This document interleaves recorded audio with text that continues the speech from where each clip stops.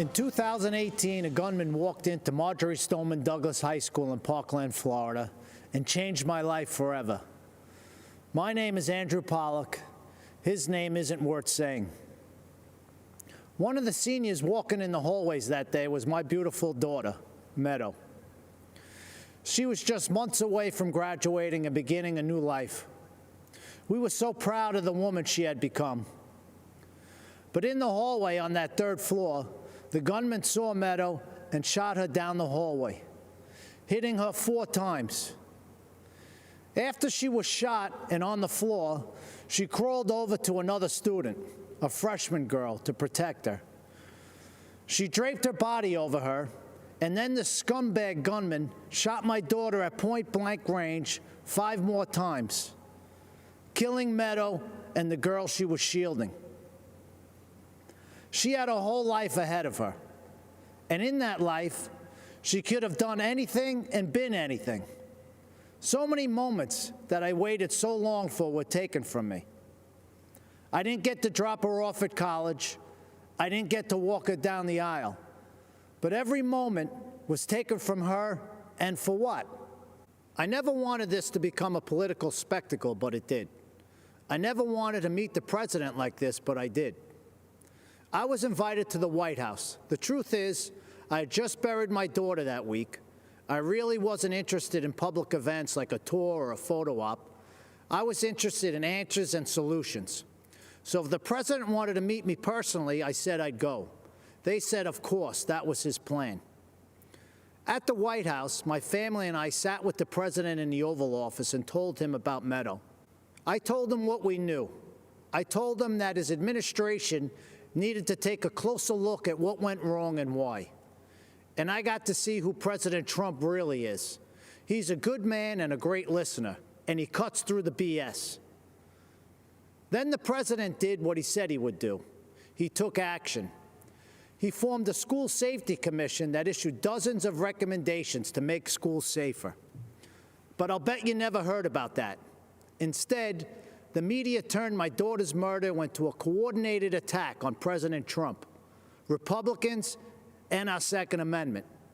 In fact, when President Trump asked me and other parents of children that were murdered in school shootings to join him as he announced the commission's findings, the media's first question wasn't about protecting kids.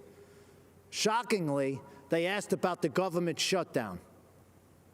President Trump turned to me appalled and said, "Andy, can you believe these people?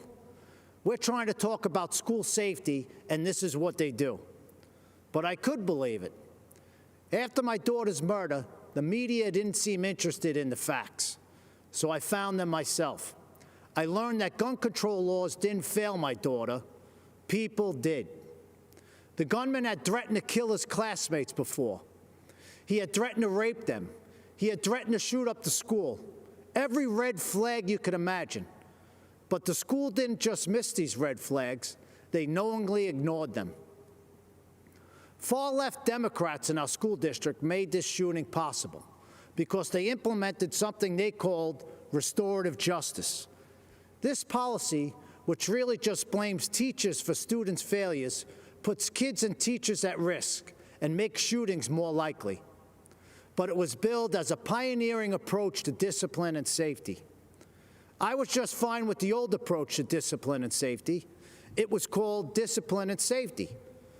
But the Obama-Biden administration took Parkland's bad policies and forced them into schools across America. When President Trump rescinded Obama's guidance on restorative justice policies, he put an end to that, and that meant the world to me. It's hard to tell how much Mr. Biden understands about what happened at Parkland. Mr. Biden has campaigned on bringing back restorative justice as part of his unity platform with Bernie Sanders and has pledged to implement it in school districts across America. But he doesn't even seem to know when the shooting happened. He said that he was vice president when it happened, but he wasn't. Mr. Biden may not know when my daughter was murdered, but I do. February 14, 2018. Mr. Biden may not know that these policies make shootings more likely, but I do. Mr. Biden may not know who was vice president that day, but I do. It wasn't Joe Biden. It was Mike Pence. Thank God. And I know who the president was, too. It wasn't Barack Obama. It was President Donald J. Trump, and he took action. I truly believe the safety of our kids depends on whether this man is reelected. I hope you'll join me in helping to make that happen. Mr. President, myself and millions of Americans appreciate you and love you. God bless America, and God bless our President, Donald J. Trump. Thank you.